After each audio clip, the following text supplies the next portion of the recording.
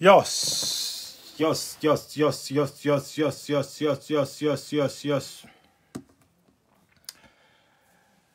Buli atuuse atambuze video, buli atuuse ayite munne, buli atuuse ataginge munne.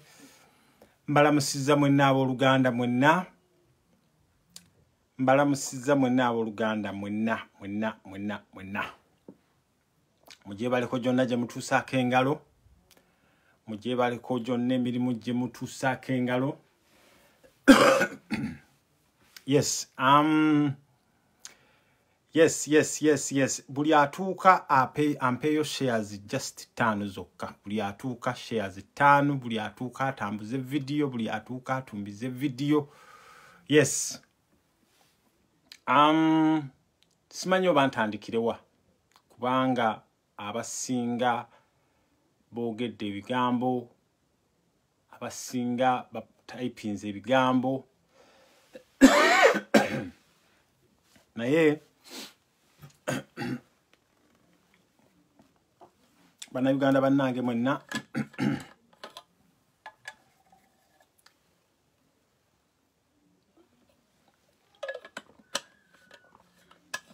muganda wange Shaziri Lubinga, assalamu alaikum wa rahmatullahi wa barakatuh. Nkulamusiza muganda wange Shaziri, nkulamusiza tuweeyo naawe shares nga 5 zokka. Okusooka njagala okutuusa okwebaza kwange eri mmwe mwenna ba fighters mwenna.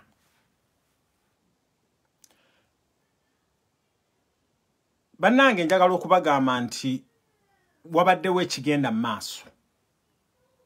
Era waliwo team eri ku ground e Istanbul awo. Naye njagala obbagamba nga bwe twabagamba nti ebintu bya muganda waffe Fred twabijja ku media. Ne tubijja ku media. So team eyo mujja kujja kugitegeera. Era mukyalina bingi nnyo bye mutagenda kutegeera. Naye nga nsooka okwebaza ba fighters mwenna. Abaana abeebereddemu ba fighters mwenna. Okusooka njagala okusooka okwebaza omwami Muwadanku Nnyingi. Kanso Muwadanku Nnyingi.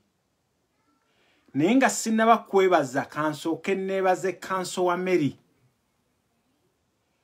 Kanso Anthony wa Mary mu Bulumi, kubanga Kanso wa Mary muganda wange Fred yakupredictinga waliwo abantu bangi nnyo abaali bakutambulirako. Fred n'akuwoninga, naye bad enough we yakuwoningira abasajja baali bakuwadde obutwa. Ne through those difficult Kanso wa Mary wasobola okutambula n'ogenda ettake n'oba ng'ogussa ensonga. Nebaze Kanso Muwadanku Nnyingi. Kanso Muwadanku Nnyingi weebale nnyo, weebalire ddala. Twasowaganamu nze naawe kubanga sometimes nakugambako ebintu ebimu ne nkugamba tobireeta ku media. Naye always bibeerawo. Njagala okwebaza mwami Zaake, Honorable Zaake. Honorable Zaake baali bakutomezezza. Naye twalwana nnyo okubeera nga abantu abamu. Ndowooza muganda wange Fred ondaba wooli. Yes, ndaba ondaba. Fred bw'oba ondaba njagala owuliriza ebigambo bino. Nkimanyi bannange nkimanyi Fred agenda kutwala ebbanga okubanga alabikako. Naye muganda wange Zaake baali bakutomezezza. Abantu abaali anyway byonna saagala kubiddamu. Naye weebale nnyo, weebalire ddala. Neebaza omukyala gwe bayita Shakira. Omukyala gwe bayita Shakira ali awe Istanbul. Mukyala Shakira nnyabo bakuyita malaaya, bakuyita omuyaaye, bakuyita ki. Naye waabeererawo. n'abalala bonna bessaagala kumenya abaana mwenna ab'ettaka baakeera ku makya ne muwemukira anza ne kagurupu ke baana mwe mwakola omulimu gw'amaanyi ndowooza Fred kati ate Fred ngenza okulaba bwaze nga mutandika okumwetungako Fred mugezi nnyo ate kino njagala kukikuwooningira wano Fred walemererwa Museveni yali akwetaaga Uganda naye abantu ennwana gye baalwana kati Fred mark my words kyosigalidde kiri ekintu eki bajja kuwa obutwa singa to monitoring to mastering nkimanyi oli musajja mugezi nnyo nkirabye abantu ba UCT Fred batandise okwetungako obwo obuvubuka obwo butandise okwetungako obwo naye obusajja obwo Fred bwali bukuzizze Uganda singa tetwalwana nnyo omukyala Shakira bwamukuba n'omukuba Fred please abana bettake mwenna chairman ompego bakalonda nkulengedde wekubiza ne Fred ebifaananyi nkimanyi o controllinga bulungi ebintu abana bettake mwenna mwebale kwebereramu bana Uganda mwebale omulimu gwo mwakola njagala okutuusa okwebaza eri president wange Kyagulanyi Ssentamu nkimanyi kwoli kuno era njagala Kyagulanyi Ssentamu osembere ku video eno Kyagulanyi Ssentamu abantu nga bansereko bali baagala odenouncinge Fred bali baagala otudenouncinge ne Kyagulanyi Ssentamu amaanyi gootuwa bannange njagala okubagamba mmwe abaanyi ge mutuwa mmwe Fred watabadde abantu mwenna babazze mu inbox abantu abazze mu simu eno ebintu bye mukoleze byesaagala na kuogera bale abantu balese bayegadde okumanya muka Fred naye mukamchala Fred tumusobodde okumukwata secretly ne tumusupportinga Fred watali abantu mwenna bawaddeyo support abasupport nze muchala Fred bale to way fake bannange mwebale nnyo mwebalire ddala Kyagulanyi Ssentamu Robert president wange you don't know tomanyi maanyi go tukola kigo tuteekamu ate Kyagulanyi Robert Ssentamu ne group yo ne amaanyi ge mututeekamu ga amaanyi bannange njagala mu making sure nti internet yeno temugiruzinga kubanga this is where we spread our voice ndowooza kati mugiraba bi diversion byonna byagenze dda president wange Robert Kyagulanyi Ssentamu ne management yo Fred bwavuddeyo buli omu yenna n'ateekayo congratulatory message ekyo kitulaga tutya ffe abasigalawo ffe ababadde kubana bagamba bannayi babuulira nti Facebook eno kyoyagala okugikozesa Facebook eno kyoyagala okugikozesa essimu eyo gy'olina mu ngalo kyoyagala okugikozesa kyogenda okuba abaganda bagamba kyosiga kyokungula bino byonna messages emulabye Fred okubeera nga abantu bamukaabirira Fred bye bino bye yasiganga bye fino Fred bye yavangayo n'abagamba ne mugamba nga nti ayogera propaganda nze simanyi bwe n'abaawo bagamba osooka basiima ogenze naye abantu abazze mu inbox yange ne mungamba kojja weebale nnyo in one of the few people wagaana okuvaayo kubana bagamba bannangeze ebintu bya Fred abantu mwayogera ebigambo byali bingi naye bannange mbasaba mwenna abayogera ebigambo next time musooke nga mwebuuze lwaki mwogera ebigambo ebyo bannange n'ensi tebemazaamu omusajja Kenzo yayimba nti n'ensi temwemazaamu naye ye yamwemazaamu Kenzo ensi yamwemazaamu tekukozesanga bintu bikyamu mwenna abakola abeemalamu ku Fred kati mutunula mwenna mwebuuza mwe anza ne ka group kamwe anza kati wenna ontaginga mbintu byo mwenna muswadde mwabadde baagala okubba sente za Fred mwabaleeta obukolomoni mwagala okubba sente za Fred mulesera oyo omufere nga twakubala oyo mumwe nawe n'abaali bagamba nti Fred yeewamba nga muswadde hamukitegeera mumwe nawe n'abaali bagamba nti Fred akolera mu 7 nga muswadde mumwe nawe n'abaali bagamba nti Fred ali Kampala nga muswadde next time mbanga mwogera ebigambo ng'ebyo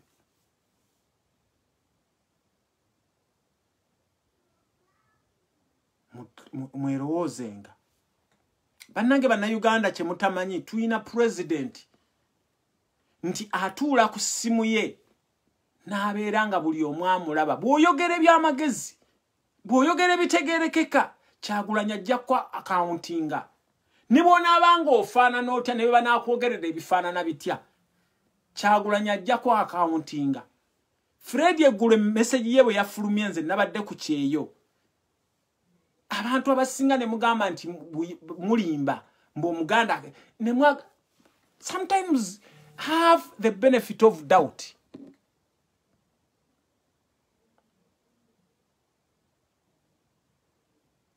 Ochitegera muganda wange Kabuye Boston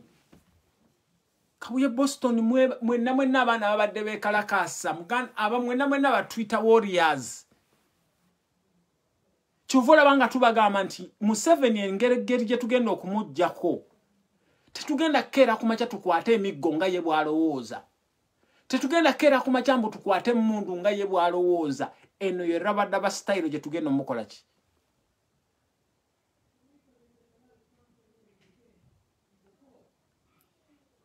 so bannayuganda mwennange mwebale nnyo mwebalire ddala ebintu bye mukoze bintu birungi nnyo bituwa amaanyi esente ze mu contributing ze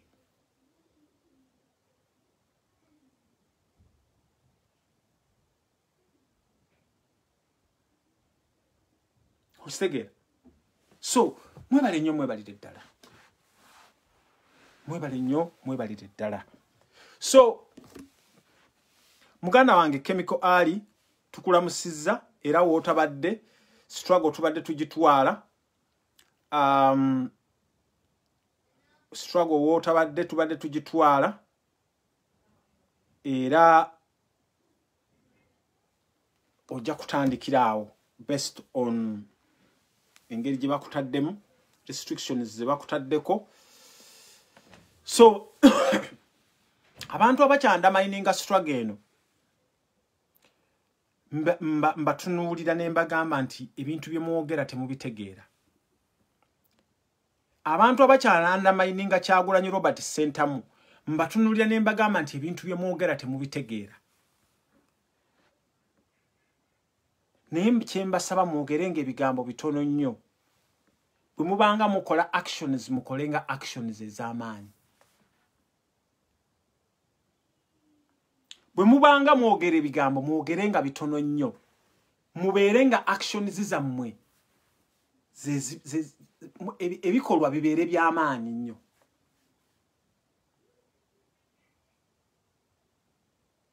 so muganda wange Fred alhamdulillah oli mulamu era njagala okugamba nti nze ng'omusajja omukkiriza omusiraamu ngamba nti okukwatibwako there was a reason Allah yaleetawo reason lwaki n'okwatibwa olabe ku bantu Fred olabe Fred olina abantu b'obadde oyita abantu bo olina abantu Fred nkimanyi ondaba olina abantu b'obadde oyita abantu bo ngo bayita babo kati ngono pastor w'omu America abantu abo bakyamu kati abantu abamu mwenna abadde oyo Fred kati muti ku internet mwenna muli kuki ebigambo bibakalidde ku mimwa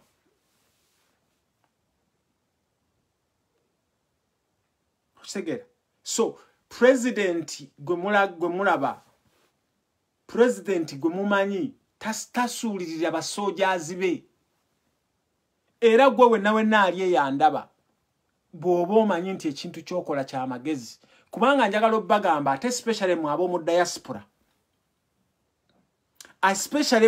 diaspora Museveni alina pulaani talina pulani waliwo pulani in place okubeera nga badestroyinga gundi ya diaspora. Plan is in place. Muyinza okwekanga nti kojo naye nze nabagamba ate kino njagala okukibagamba mwenna nti bw'oba omwekinga sure nti ovaayo n'oyogera eri abantu, make sure nti Abaganda bagamba nti lubaala embeera. Sitwagala otandike oveeyo ate otandike tunyumiza nga Nambooze bw'abadde anyumya mbu abantu babadde bamukoze eki. Member wa parliament omulamba toyina na CCTV camera. Ebbanga ly'obadde member wa parliament. Kuono Museveni gw'omanyi. So bannayuganda bannange mbasaba mwenna bw'oba omanyi nti oli kubanga bino ebintu bye tulimu bya ddala. Bino ebintu bye tulimu eby'okuggyako Museveni bya ddala. Ate njagala obbagamba temusuubira nti bano abazungu bagenda kutuyamba. Kubanga nyine topic gye njagala okubagamba mmwe. Lwaki Uganda abazungu Abangereza bagiyita Pearl of Africa? Lwaki Uganda Abangereza bakeera ku makya ne bagiyita Pearl of Africa? Ate njagala n'okubagamba mmwe bannayuganda nti abazungu bano baagala Uganda ekulwemberwe ba bandit.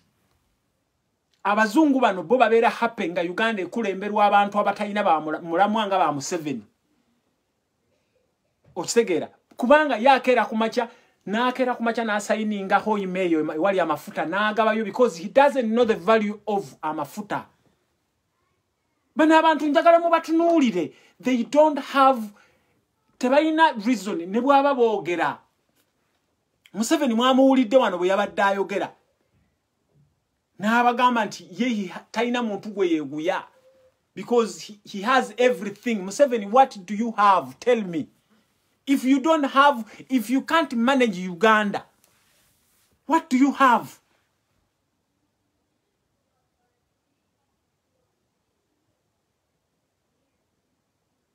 Wamukitegera?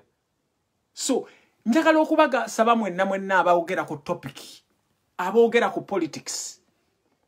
Bobo ate especially mu abali vulnerable. Ababeera mu nsi eziri sijja gamba nti ffe bwe tubeera eno ebulaya we are okay. Naye make sure nga tonayogera ku topics ku politics oyimiridde otya mu nsi eyo. Singa bakeera ku makya ne bakugulako omusango nti okutta omukazi, how are you going to defend yourself?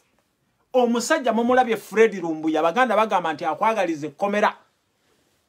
Omusajja mumulabye yenayina avuddeyo alinganga Osama bin Laden. Musajja yenayina yagejja ine ekivirevu bwa mwe muzanya ne komera. Ate Fred mwe muli awo waliwo bannayuganda be bakeera ku makya ne bakwata obukwasi ne babulawo. Fred, he was lucky because abantu baali bamumanyi, because yali adeliveringa bulungi eri abantu, yali ayogera eri ebirungi eri abantu. Abaana teacher waffe bw'oyogera obulungi eri abantu, those are the outcomes. Bwe weeyisa obulungi eri abantu, those are the outcomes. Namwe abatulwanyisa, namwe abaagala okutuwamba, namwe abaagala okututta, believe me abantu batwagala. Njagala okubawoninga mmwe naddala gwa planning okujja okuhaminga Kojja Omugezi, okujja okuhaminga Patricia Sewungu, okujja okuhaminga Jaffa Makanga, okujja okuhaminga Faziru Mayanja, okujja okuhaminga omuntu yenna. Njagala okubagamba ffe abantu batwagala. Nga temunaba kusucceedinga kutuhaminga. Njagala okubagamba sometimes mujja kufairinga. Olaba Fred mumulemye mujja mu ttaka. Ettaka awo Museveni wabadde bakuguza n'obweyo kulwanyisa obwo ne bakuwa. How about zino ensi endala?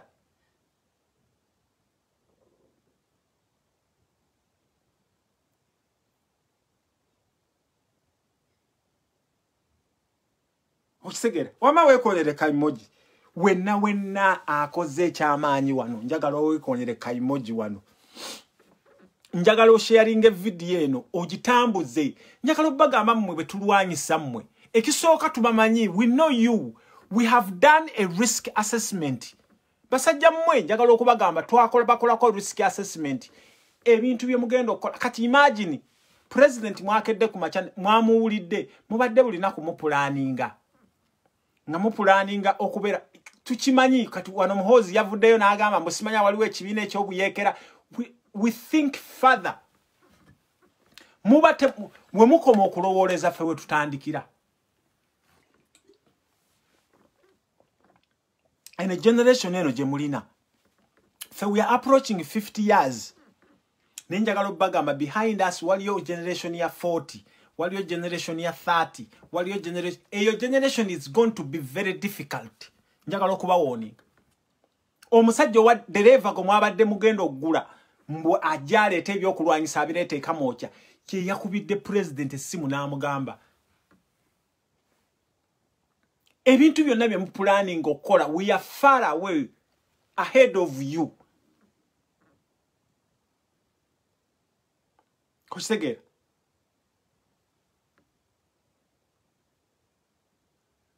njagala okubagamba bye mupulaninga byonna okukola singa Museveni pulanizo zonna ze walina in place zibeera active singa Uganda temukyali muntu n'omu pulani ze walina ku basiraamu Museveni wali oyagala ku destroying obusiraamu nene n'olemererwa okugamba nti inna ddiina inda Allah wal Islam. Angela Mayanja mukwana naawe gyebaleko abaana nga bano ba Angela Mayanja basharinga video zaffe omukyala Elizabeth Odo wali undercover Anet Kaczynski wa choosing n'ogenda n'abayaye kati Anet onuma nnyo mwana wa nnyabo komawo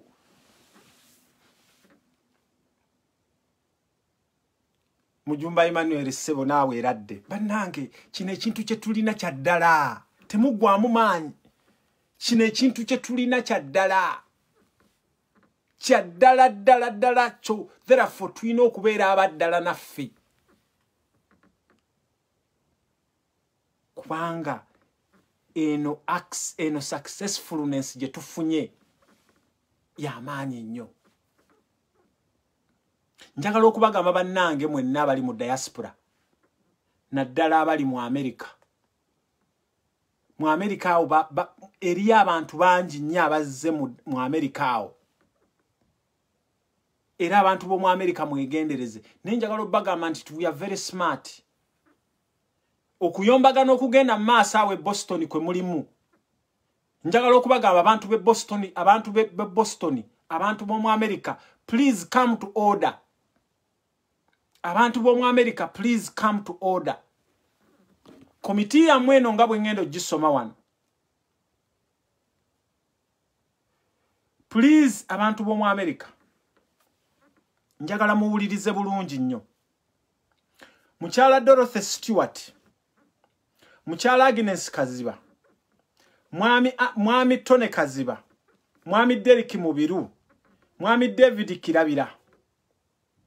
Muchala Proscovia Lumunu, Judith Bukenya, David Makumbi, Ismaili Serunjoji, Raymond Matovu, Julius Kakoza, Rachel Walusimbi, Princess Lavia, Bruno Semanda, Yuda Musajja Tamwamva. Bannange abantu bo mu America naddala abantu bo mu Boston mwetereze. Ekintu kye muzimbidde ebbanga eddene. Mwagala kukidestroyinga. Ekintu kye muzimbidde ebbanga eddene mwagala kukidestroyinga. Mukyala Dorothy Stewart saagala kutandika wano kutandika kuba attackinga. Please sit down. Bannange ffe mu Nuupu tetulina tribalism. Every person is treated as a Ugandan. Ffe mu Nuupu tetumanyi nti oba gwe simanya bya Ruhanga simanya gwe okumu simanya gwani. For all of us we are all Ugandans. So abantu begunda tete mulowooza nti mu abantu bo mu America diaspora yammwe mwekka. Abantu ababeera e Kenya nabo bali mu diaspora. Abantu abali Southern Sudan nabo bali mu diaspora. Ate remember Kyagulanyi bw'akeera kumakya n'alonda representative we. Buli muntu yenna head of diaspora ayina kubeera ambassador. Tewali muntu agenda keera kumakya akubibweko ki. Akubibweko kalulu. ekyo njagala kumukikugamba kubanga abantu wano mu diaspora mulimu abantu abali wano naddala mu abakazi abakulu namwe abasajja abakulu muli bantu bakyamu nnyo naddala mu abereetaleesa bino ebyesimanya mu abagandaganda mwabwe muyina enkwe mbi mpitirivu wali wano waliwo omusajja gwe bayita Alex wano wakola ebintu bingi nnyo ku Lumbuye wano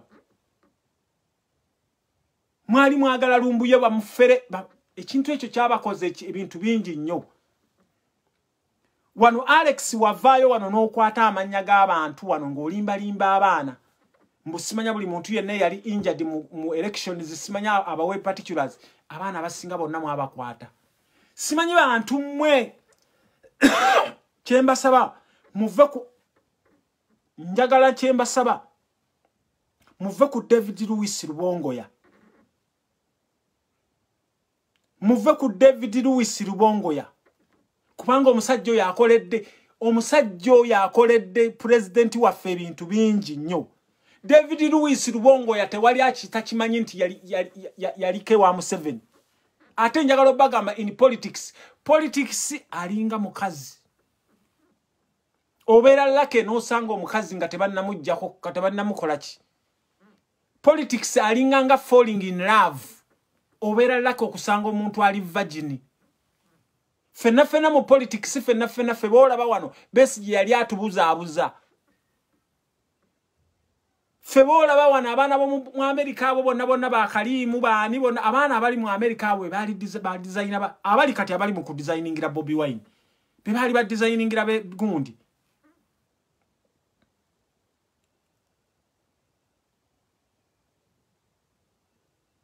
Wamukitegera so bana Uganda njagala bagamba first thing is first abantu bannopu singa ate especially mu abo mu diaspora abantu b'omu UK wano bakoze omulimu gw'amaanyi abantu b'omu UK bakoze omulimu gw'amaanyi fe diaspora wano UK fe twasinga n'okusonda sente ku sente za Fred ezo wabadde waliwo kati tiimu eri Istanbul abantu temumanyi yagenze etya mwabajja wano criticizinga tiimu ya diaspora gundi temumanyi abantu batuula bameka abatuula ku Patricia ne simanya nani ne bakola decision zaabo Patricia mwebale omulimu gwo mwakola mwa deploying a lawyer wamwe ne mukola investigate mwakola ebintu bingi nnyo ku Fred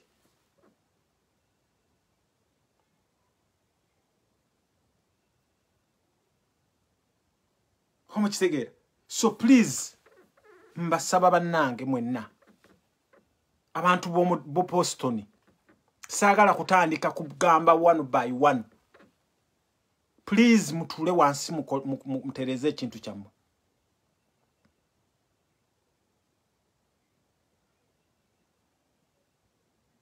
mutule wansi mutereze ekintu kyammwe so nga malirize ekintu kya Fred bannange mujoininge in hands mwebaze UK chapter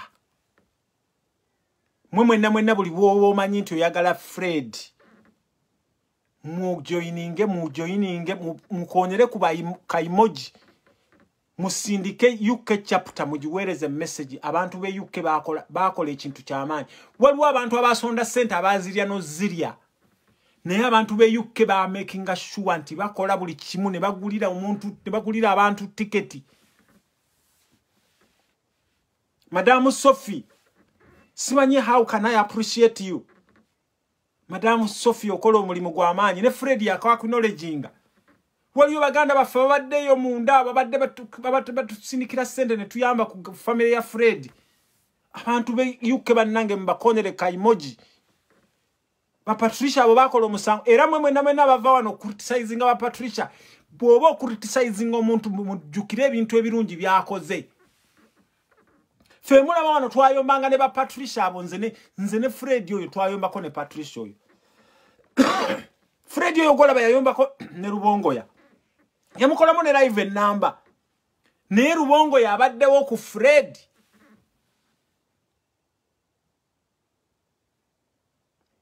So njagala bannange mwebaze chapter ye UK bebereddemu bakoze omulimu gw'amaanyi abantu be UK mwebale nnyo mwebalire ddala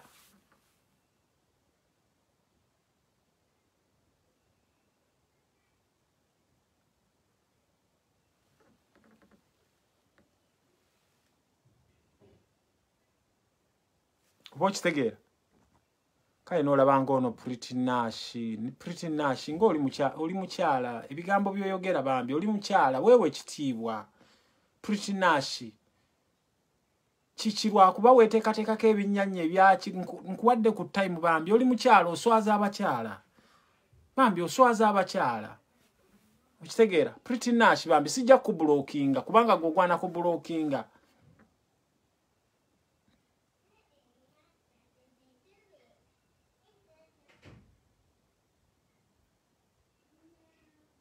Mukitegeera so mwebale nnyo mwebalire ddala abantu bo mu UK diaspora mwatulaga ekintu ekyamaanyi ennyo bannange njagala obbagamba abantu abo baatuula wansi abantu mu UK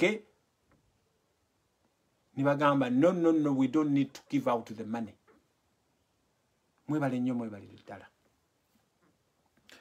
kakati nga nkivuddeko ekyo President Sebo njagala osembere wano eno message yiyo njagala gikuwera mu public owekitiibwa Kyagulanyi Ssentamu Robert president wange eno message njagala gikuwera mu public njagala president owulirize message eno nkimanyi gwe nga president your hands are tied somewhere sometimes boba o addressinga oyira statement gyokoze olwaleero ku NTV President wange Robert Kyagulanyi Ssentamu owekitiibwa njagala okugamba nti struggle eno gye tulimu yaddala struggle eno yeebasizza omusajja Fred emyezi n'emyezi mu kkomera struggle eno yattisa Rita struggle eno yattisa Yasini Kauma struggle eno yattisa abantu bangi nnyo abaana baffe bafudde therefore agasajja g'e Kampala Ssebo owekitiibwa president kubanga waliwo agasajja g'e Kampala awo ga politicians ate okimakinga categorical okistatinga categorical clear your excellence era olwaleero ne ku NTV okyogedde n'ogamba nti bannayugandans they hate politicians owekitiibwa your excellence waliwo akabadde akazannyibwa ku Ssegirinya nani ne Ssewanyana Museveni ono yalowooza nti bw'anaakeera ku makya abasajja ba Museveni bano ku kagulupu kaabwe ne basiba Ssegirinya yekka Kampala ajja kukwata omuliro kwe kukwata ne bateekako oyo Ssegirinya ani Alan Ssewanyana ate ekintu kino ndowooza okimanyi bulungi owekitiibwa president okimanyi bulungi nnyo nti Alan Ssewanyana wano yali atweetinga nti ye ayagala nakuddayo mu DP baakikola intentionally bano abasajja okusiba Alan Ssewanyana bamuteekeko ne Ssegirinya kubanga singa baali basiba Ssegirinya yekka singa kati Kampala yayaka omuliro singa Ssegirinya yavaayo dda gwe byolaba bakola ku Ssegirinya bakola ku Alan Ssewanyana ekyo ye point number 1 point number 2 legal representation y'abantu abo olaba oli omusajja simanya mistani ali ku Alan Ssewanyana he can hardly mention Ssegirinya. The very same people, Your Excellency. Wano Besigye bwe yavaayo. Mwavude Besigye mujjukire yakola ne Museveni for 20 years. Mbuye dokita we, oba yali dokita we nga amutundula nvunza, oba yali dokita we nga amukola ki, I don't know. Naago naaze. Owekitiibwa president njagala onootinga ebigambo bino one by one. The very same Besigye bwe yavaayo najja nti naakoze eki ajja okwopozinga Museveni omusajja Haji Nasantege Sebaggala Allah akuwejja na musajja gwe n'ogamba banna Kampala nti bawagire Besigye era abantu mu Kampala modo engombo yali nti Haji agambye naye okumanya omusajja oyo munnanfuusi yo excellence bwe wali ogenda okujja mu buyinza bakumma kaadi abasajja abo nga bakwebulizaako ne bakuzza eno ne bakuzza eri ne bakuzza eno kati anoonya kamubaaka emubuze gwe bwe olaba abadde asobola okera ku makyala n'alonki ngaako akabiinaako Besigye abantu bamwesiga opposing Museveni for another 20 years era ye mwali mukimanyi nti bo bali entitled kubanga bo Museveni yakolanga n'amanya nti alina obugroup obumukola ki obulina okubeera opposition era kati bawulira nnyo nga FDC teri mu opposition bawulira nnyo bafa internet musonyi internet ebadde egizeeko abantu bafa okubonaabona bo yegundi so your excellency bwe ffe tukeera ku makya ne tu expressinga our grief ne tu expressinga obutali bwenkanya Uganda eno bwe tuba tusuubira nti tugenda jijja mu buzibu fenno nno twogera bwogezi your excellency nze nabeeranga South Africa South Africa baayinayo nga gye bayitanga empimpi mu location ne Palestine kyalingayo ne bageza bakuzuula Abayisirayiri baagulanga Abapalestine ne baba bribinga ssente ne bawaayo information ne battanga abantu abasajja naye nga bwe bakuzuula nga bakulya buli fenno Besigye twogerera boogerere naye wallahi abo abasajja bagwana kulya buli kino kiddamu so your excellency bwe tuba twogera ku basajja abo madde nkuddirayo emabega wali Haji bwe yamala okugamba nti gundi abasajja abajjanga okufinansinga nga Besigye abasajja abagagga mu Kampala bonna ne Mugisha muntu oyo abasajja bamufinansinga nga bonna abamuwanga ssente bonna babakuba ku mutwe ebintu bino tubimanyi era naawe obimanyi your excellency so abasajja nga Besigye abo amazima ga Katonda mu ggulu bagwana kalabba abasajja Besigye abo bagwana kalabba kubanga bali mu kubuza abantu nga balukwago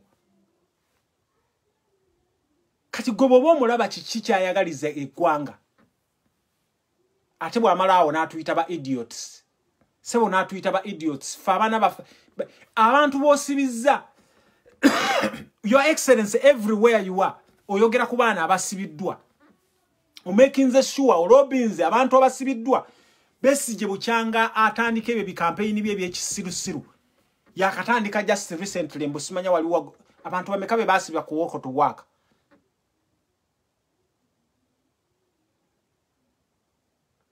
Homo kitegera so your excellency bwe tuvaayo okwogera ku bantu nga bana batudde mu struggle ate abantu bano Besigye babina okusinga Museveni I want to tell you this your excellency Besigye babi nnyo n'okusinga Museveni because Museveni is a visible enemy you can see him abazungu bakugamba the enemy you know is very good to deal with nzichovola banga abantu ba Museveni bano bonna abantu ba Museveni I can deal with them because I know them nemwe mwe n'abatu wekwekamu mwe n'abatulimba naddala mu abadde batulimba wano kulwa Fred nti muli naffe kumbe nga muli babbi bubbi muli babi nnyo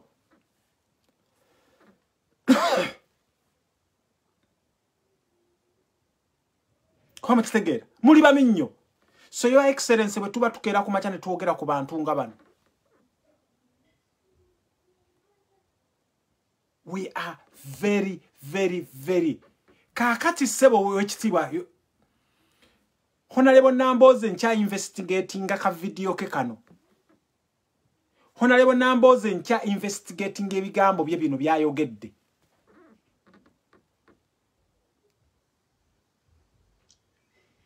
ncha mu investigating ga amaziga ge gabadde akaaba ebigambo byebyo njagala mu biwulirize bulungi Namboze njagala osembere ku video eno ebigambo byo bino byoyogedde kubanga okoze video nga president ali live Namboze nakugamba nze Namboze nkyakuinako question mark. Believe me.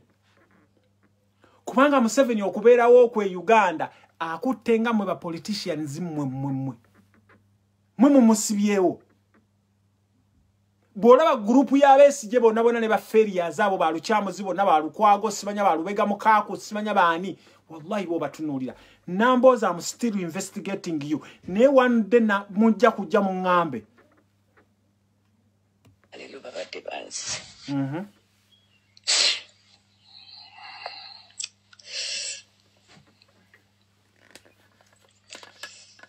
Ngasi musechiro ndabanga matala singi change gona gabade gaskite asumani Namboze okusooka kyenjagala okuquestioningamu omuntu nga gwe member of parliament tosobola kera kumacha no simuka kiro no sanga matala gonga gaaka. Namboze wako ino okubeerawo n'omusirikale kubanga ku capacity gyolina oteeka okubeera n'embwa eza German Shepherd nganya oyina okubeera ne CCTV camera. Eno generation gye muzanyiramu sijja gamba nti ebigambo bye bikyamu bayinza okubanga babazze okutema oba kiki ne mind yo ebigambo bye tukyabi investigatinga. Mwe buli wao incident wano Seka Muzaata yafa Lukwago nadduka wa e Nairobi mbo bamuwadde obutwa. Mwe baba attackinga baba kugira gundi. So Namboze am investigating your words. Nze jukira nakugamba namere envimbirevu naye mu mutwe sirina nvi. Buli kigambo nkikwala word by word because nakola social science. Tugenze maaso. Lasho sikuuza nti babagu sikuye ninga the rest of the house wayaka kale lwalero ndege sokera mpalati mbere kumushato ni cabinet naye Kedenyu mwami wange alina routine azuka nagenda mu biro gyasabira morning prayers every day. So afulumye mu kisenge nagenda naye waliwo n'abaana abakedde abalala bategekkola okuba nabadde mbagambye njakeera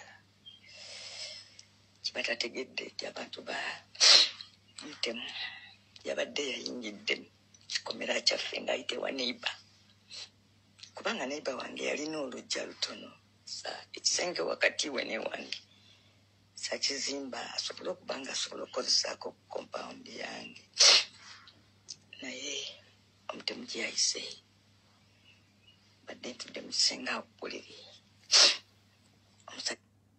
omuntu agenda okukulumba Honorable Namboze. Anyway, sagala kusooka kutekinga judgment. Nenjagala okubagamba nti mu abantu nga mwe ba Namboze we are investigate muganya okuvaayo. Muleeta complication. Uliriza ebigambo byo. Ja. Ngatuse mu kisenge kyange ayimiridde wakati mu kisenge. Membuze ningira mu kinaabiro najja nakwata ku lugi n'agamba nondabirwamu vaayo mangu kubanga mukujasa sinaawo wadde buzibu sitegedde lwaki ayobeyirire madala nefuluma kati naŋŋamba nti saba essala ze zimbayo ndakutta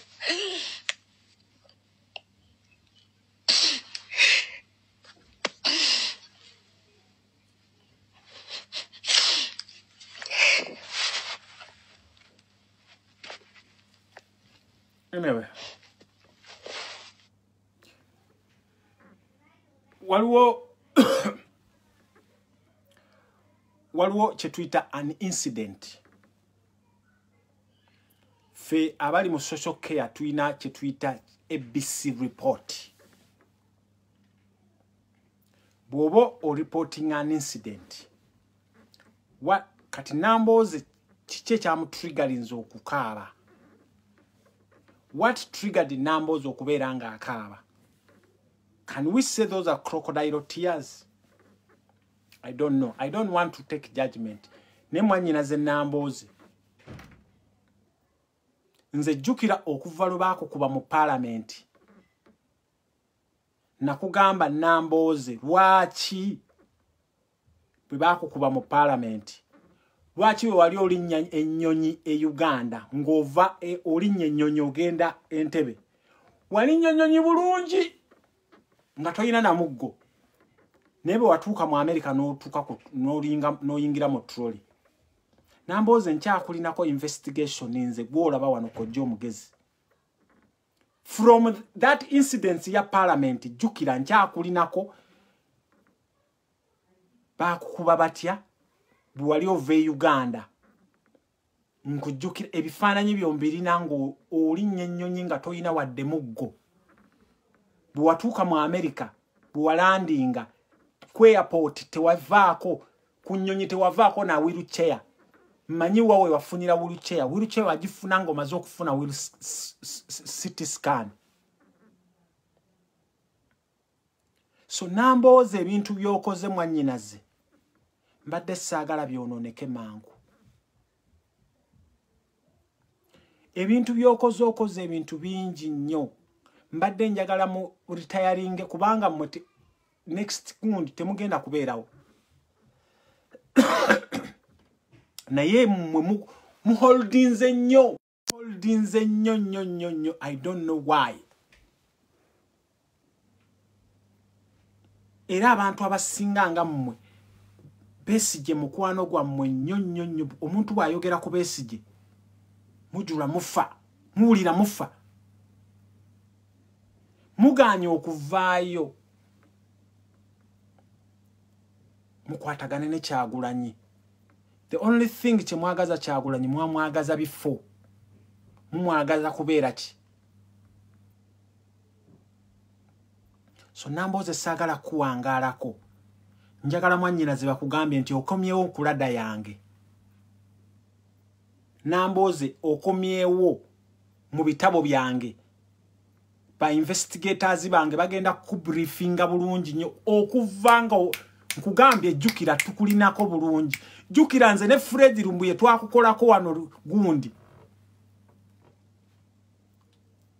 Era nzijukira okyajukira totwagalira ddala nze ne Fred Lumbuye totwagala n'olunaku n'olumu. Era ate kati manya Fred wange akomyewo tugenda kuddamu tukoleko investigation. Kubanga tubamanyi mmwe mwenna.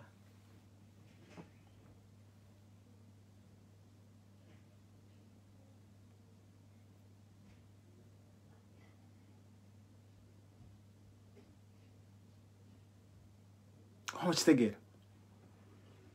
So oyo namboze nga muvuddeko.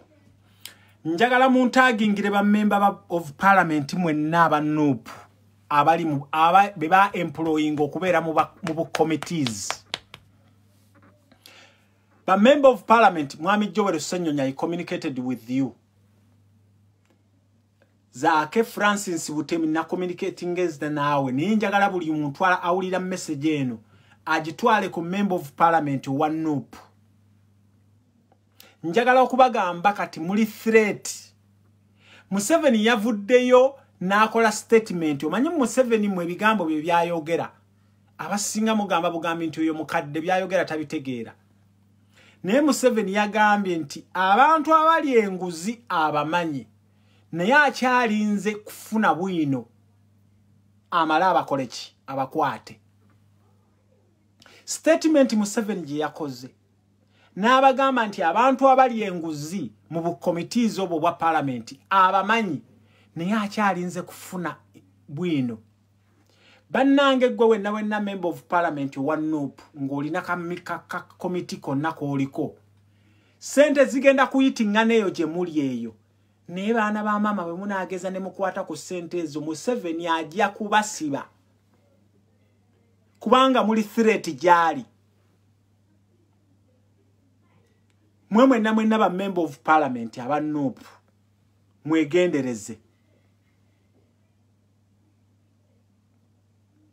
homo kitegera mwegendereze kuba komiti bye muliko Museveni ebigambo bye yayogedde mwabiwulidde bulungi nti muli enguzi naye akyalinze kufuna information agenda kubasiba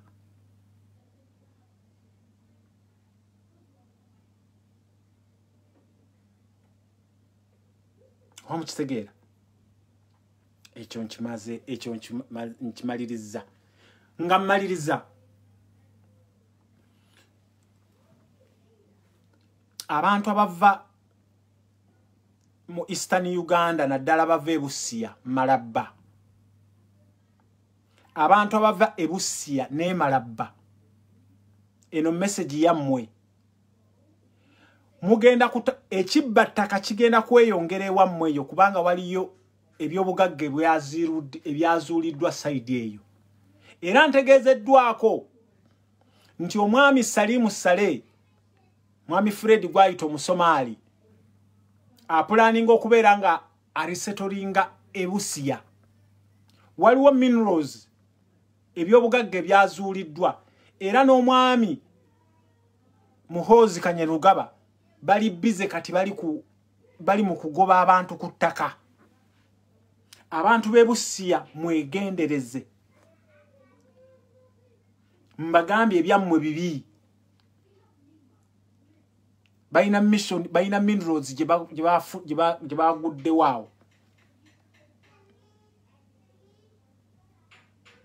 kwa mukitegeera so mwegendereze obwo bubaka bubadde bwammwe so nga maliriza bannange mwenna mwebale nnyo mwenna abatubeereddewo nga tulwana olutalo lwa Fred mwebale nnyo temujjanga okwo mwongere bannaffe bakyabasiba olutalo terunnaba kuggwa tukyalina bingi ebyokuggusa mwebale nnyo mwebalire ddala bannange mbasaba mu sharing video eno atanaba ku sharing video eno please gisharing njagala mwebaze chapter ye UK ekolomberewa mukyala Patricia Seungu Dr. Kasato muganda wange Hudu abantu be UK mwakola omulimu gw'amaanyi Madamu Sophie mwakola omulimu gw'amaanyi mwanyina Harriet mwakola omulimu gw'amaanyi n'abalala bessaagala kuneeminga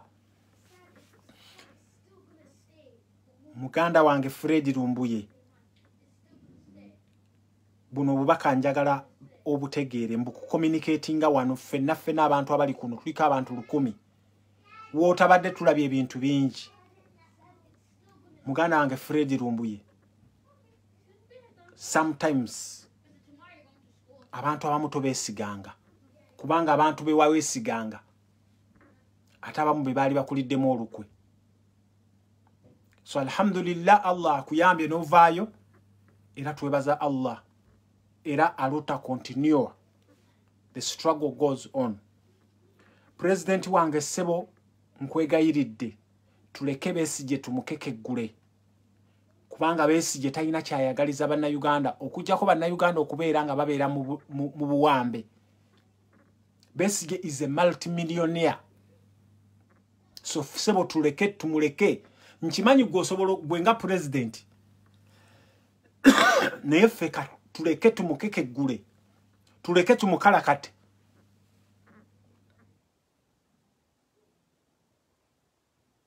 kwa mukitegeera omukyala agambye wano nti omukyala tayimirira mu lutalo ne lugaana so bannange baagala nnyo mbaagalira ddala mwebale nnyo mwebale ddala musharinge video mwenna ababadde boogera ebigambo ebingi mwenna ababadde boogera ebigambo ebitono mwenna ababadde boogera ebitakola ki kati Pato omanyayina agamba Pata ayina ekigambo kyabagamba nti time is the best winner obudde omuganda wange Wizo radio yayimba obudde bw'osumagira obudde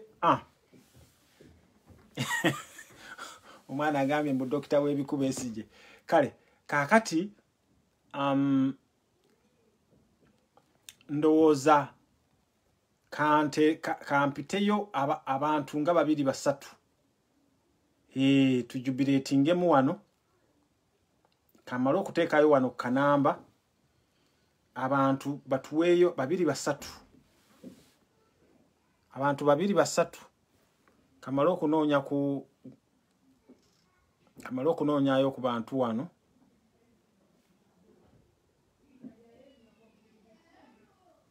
okunoonyayo ku bantu bano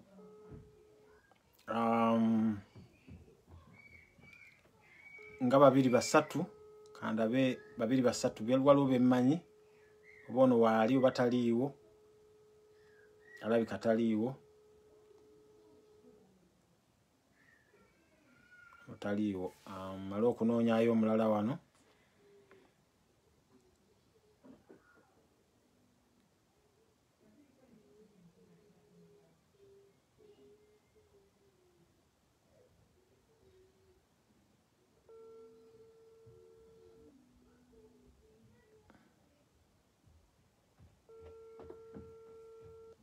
kale katumaliraawo inshallah tunaddamu ne tukwatagana mubeere bulungi bannange call like 10 kamalo yes kamalo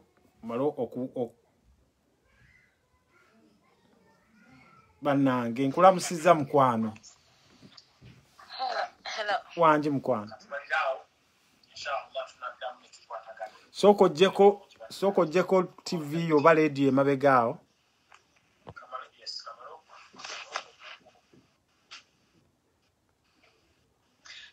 wanji mukwano bane koja we obulamu bugamba obulamu si bubi mukwano amannya na njogera nani osinziddewa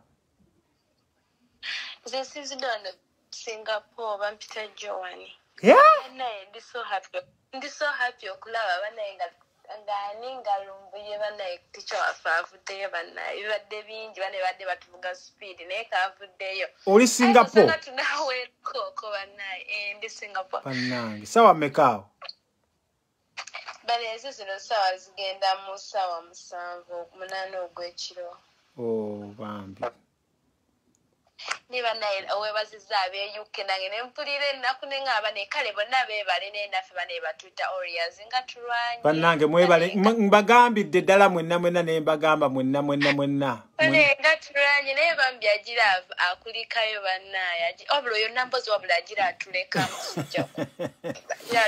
ate yagiddera tekyakuteyo wabanga yadde alina byanoonya tekyakuteyo naye Mukama Katonda mwebale kujja namwe mwebale butapowa banaye amina tweyanzeeko akuludalo balungi kale mukwano tweyanzeeko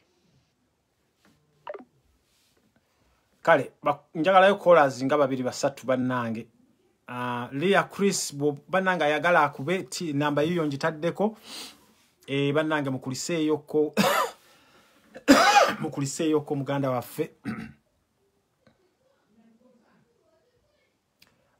mwami Fred sijja mukubira essaawa zino badde njagala ku bantu abamuli okumpi naye mbanoonyezaako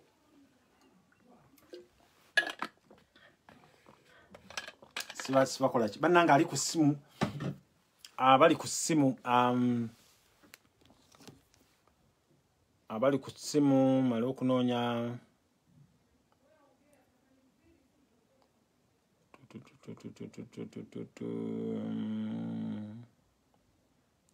kale bannange bwe muba mukomyawo then katukomaawo naffe tuyongereyo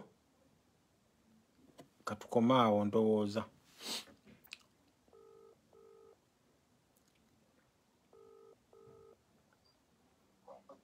Sebo oli ku live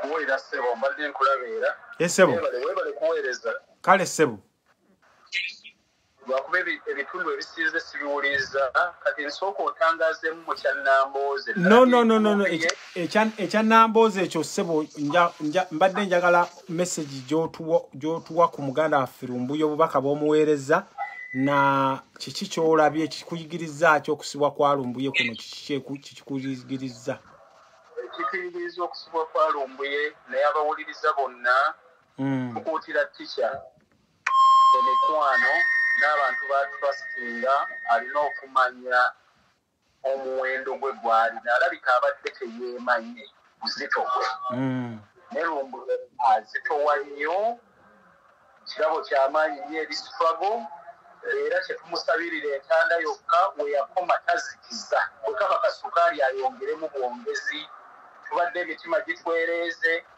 wasuze tulindiridde okulabira ddala oba biki oba buli kimu kiri mulaala naye teyafulumye tetulindiridde bulindizi mukulisa tulinze lunaku lwanaalabikako eri okwegula kyekyo kyokka kyetulinze sirina bingi kyekyo kyokka ajja kumukulisaayo akulikireyo ddala kale sebo